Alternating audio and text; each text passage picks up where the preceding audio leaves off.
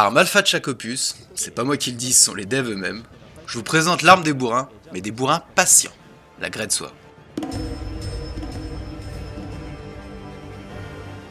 Basée sur la charge des attaques, elle se repose entièrement sur la connaissance des monstres, le placement, la frustration et la satisfaction. Donc simple, efficace, triangle, on charge les coups. Il y a 3 stades qu'on peut enchaîner 3 fois. Ça donne donc ce qu'on appelle charge 1, reverse et TCS. Cette dernière est effectuée en 2 temps. Le premier hit est ce qu'on appelle l'empower, car si ça touche, le deuxième sera bien plus puissant. Le mode focus sera d'autant plus important à la GS car on peut aisément rediriger la TCS contrairement à avant. Pendant chaque attaque chargée, vous avez la possibilité de la cancel avec rond pour faire un coup d'épaule, appelé tacle, qui nous donne une hyper armor et nous permet de passer à l'attaque d'après. D'ailleurs, si justement on tank une attaque avec, on conserve état de charge pour l'attaque qui suit. Par exemple, reverse charge 3, tacle, TCS charge 3. Suite à un coup d'épaule, on a aussi la possibilité d'utiliser rond à nouveau pour réaliser un balayage bondissant, pratique si on n'a pas le temps pour lancer une charge ou pour se replacer. Plus généralement, rond fait un balayage, mais on ne l'utilise pas, c'est naze. Triangle plus rond par contre, là on parle. Il s'intègre bien un peu partout, et si on cherche ce coup montant et qu'on le lâche au moment de l'attaque physique d'un monstre, on va l'offset.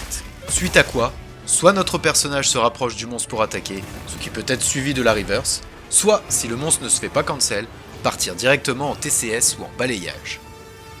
Ensuite, qui dit gros CP, dit gros plat d'épée. Qui dit gros plat d'épée dit garde. Posez pas de questions, c'est vachement cool quand même. Mais on peut faire des gardes parfaites avec, pour suivre une charge classique ou un offset.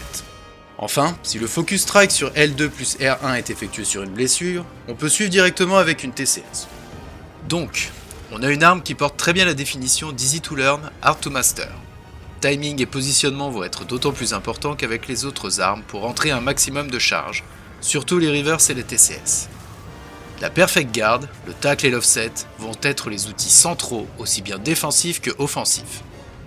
Avant de s'attaquer à la partie plus avancée concernant quelques tips, les talents et builds, n'hésitez pas à lâcher un petit like, poser vos questions, vous abonner pour les prochaines armes et rejoindre le Discord pour les actus.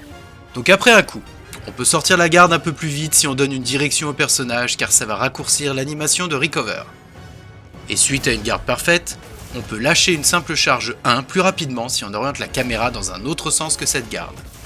Maintenant, pour ce qui est des dégâts, cette arme se base très principalement sur le raw, c'est-à-dire l'attaque. L'élémentaire n'a pas de gros ratio sur les coups.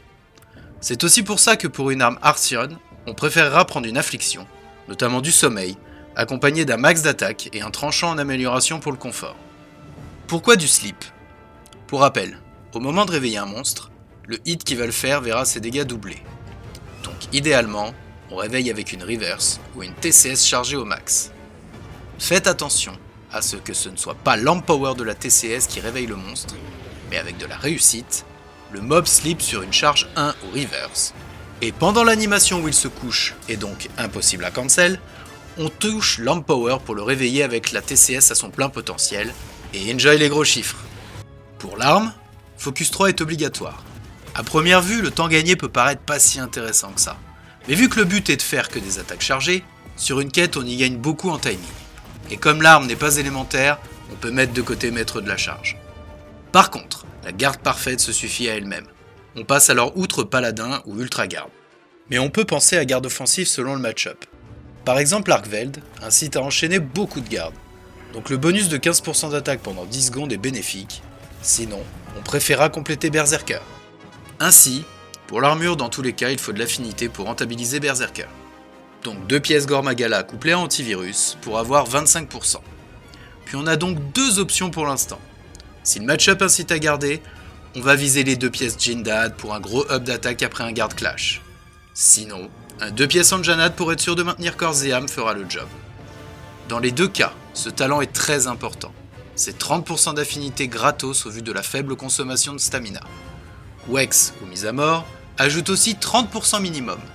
Et les 2 points de témérité viennent compléter. Enfin, pour compléter ces slots 2, on va chercher contre-attaque qui fonctionne quand on tank sous hyper armor, donc avec le tacle et l'offset, et dans cette même idée de se manger des coups, un petit point de vengeance qui va proc en plus sur les gardes est cool aussi. Maintenant que vous avez toutes les bases de la GS, armez-vous de patience et de grid. Mais pas trop. et sortez vos meilleurs clips TikTok. C'était Kitsuki pour la Triple Card Team, merci d'avoir regardé.